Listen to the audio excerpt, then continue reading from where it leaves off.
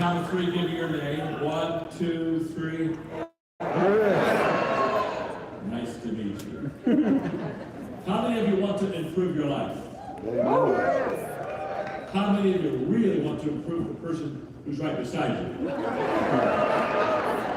Look at your neighbor and say, why do you think I brought you here today? Come on.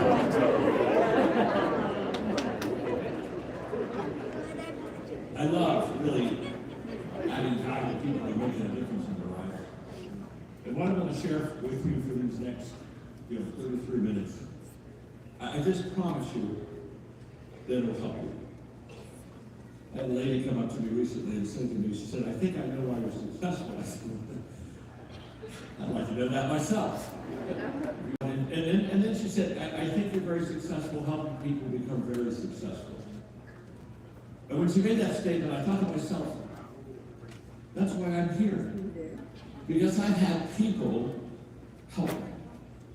I'm going to talk about mentoring. I'm going to talk about how do you maximize mentoring? How do you allow people to speak in your life, learn from them, grow because of them, and just become better? I'm passionate about personal growth. If somebody asks me, if it's just you and me and we're sitting at this table, and we were just talking, and you can say, what are you most passionate about in life? Well, first of all, I talk to you about my faith. But beyond that, I'm passionate about developing myself, personal growth, learning, growing, asking questions.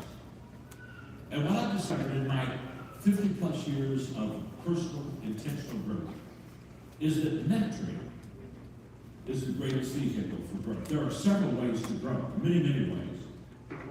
But the mentoring I've had in my life, the people that have come to my life, the people that have invested in me, deposited in me, become a friend, a mentor. That's where I've really developed and grown. And so this lesson is about how do you and I maximize a mentoring relationship? How do we have somebody that's pouring into our life? How do we get the very most out of it? So I have some very simple ways for you to do it. And so I'm ready to teach. Are you ready to learn and take some notes, huh? Okay, let's rock and roll. What do you say? I'm ready. I can hardly wait. And this is going to be very simple. Everything I gave everybody, here's what's incredible. What I'm going to give you now, every person in this auditorium, you can do it. It's not like unreachable or untouchable. In fact, look at the person on the side. We would say, even you can do these things. Go ahead, Tom. Even you. It's amazing. Even you can do these things. By the way, I'm a communicator, not an educator. An educator takes something simple and makes it complicated. If you're not confused, they're not happy. You know what I'm talking about? But a communicator takes things complicated and makes it simple. And everything I give you now is going to be something that you can apply literally tomorrow in your life. So let's get going. Number one, if you want to maximize mentor, number one, understand the importance of mentoring.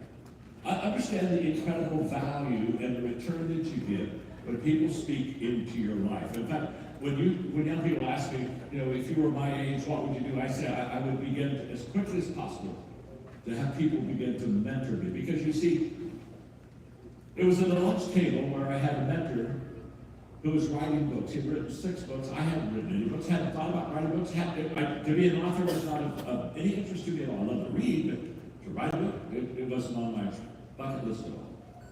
And I looked at Les that day and I asked Les, I said, why do you write books? And he looked at me and said, I want to extend and expand my influence beyond my personal touch. I write books because I want to influence people that I'll never know, that I'll never meet, that I'll never see. And I can still remember when he shared that with me as a mentor, I can still remember leaning over that table and looking at him and saying, I'm going to start writing books. I was going to start writing books because I had a mentor say that that's how I could extend and expand my influence. I can still remember sitting down with Kurt Campmeyer.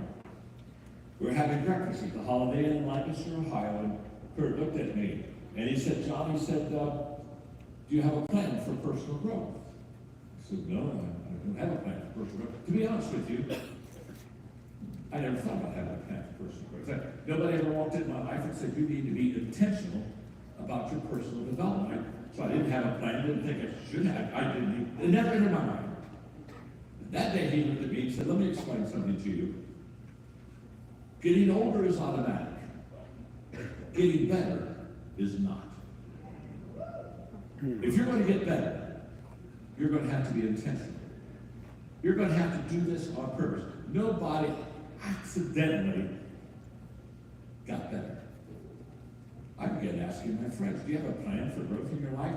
I probably, for the next 3 or 4 months, I don't know, asked a couple hundred people that were close to me, do you have a plan of growth in your life? And nobody had a plan of growth in my life. And then all of a sudden I began to understand that none of us realized that the only way that we can succeed is by being intentional in our personal growth. It works like this.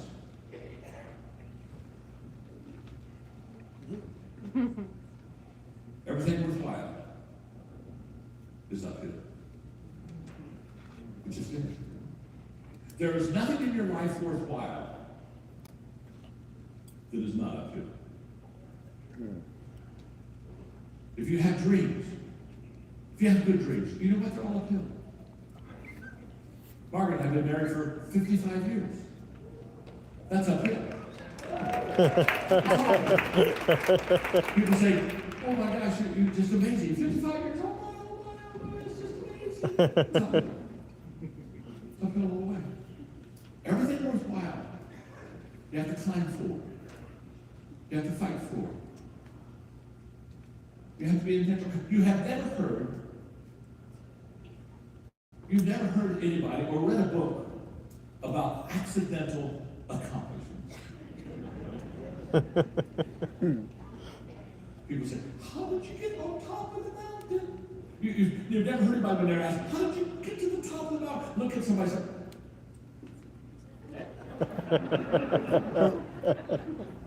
oh my gosh! I'm on top of the mountain!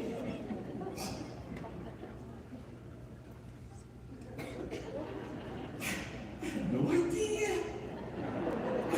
Oh gosh, I just woke up and here I am. Person's not successful, they're on drugs.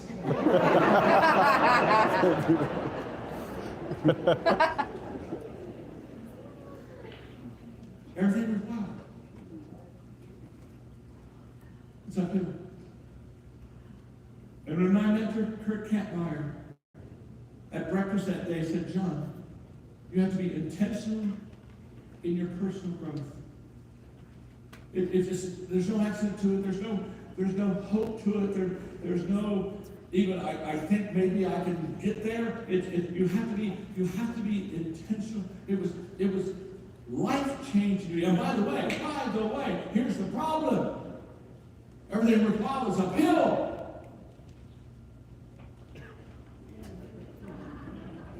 This is not an old man losing his balance, although that happens. Here's the problem. Don't miss this. My name's John. I'm your friend.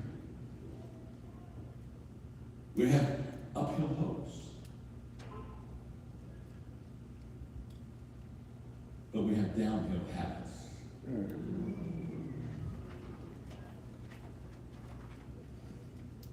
You can't get uphill with downhill habits.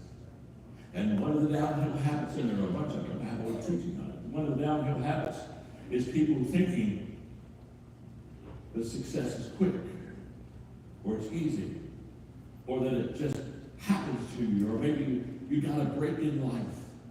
I just want you to know that everything worthwhile is uphill. And if you're going to go uphill, you have to be intentional.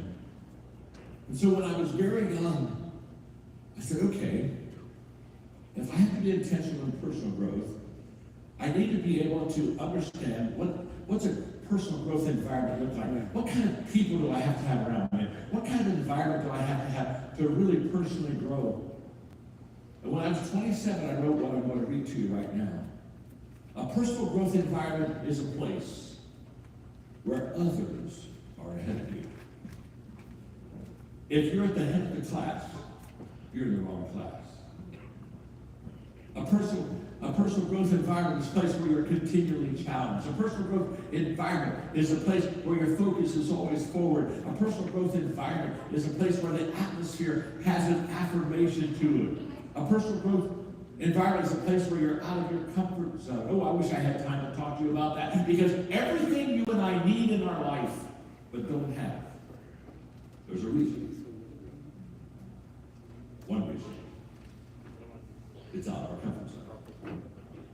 If it was in our comfort zone, we'd already have it.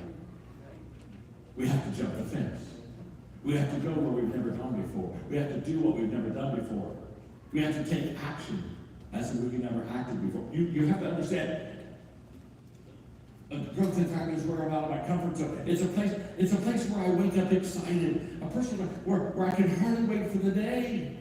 Gosh, don't you meet people that they don't wake up excited?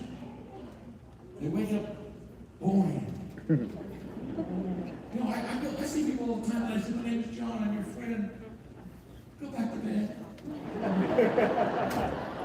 Really? Really? Is this the best that you can do? A growth environment is a place where accountability is appreciated. A growth environment is a place where failure is not your enemy. It's a place where people desire change. It's a place where growth is modeled and expected. Wow. Wish I had time to talk to you about it. But let's go to number 2. If you really want to maximize your mentoring, you not only need to understand the value of being mentored and mentored well, but the second thing is you need to appreciate the process. Mentoring is a process. In my book, The 21 Irrefutable Laws of Leadership, I teach we overestimate the event, we underestimate the process. So we overestimate an event like Life Church today. We say, oh my gosh, Life Church has some incredible speakers, it's going to be amazing. And by the way, it's amazing, it's really amazing. But we have a tendency to overestimate the moment or the event, and we have a tendency to underestimate the process.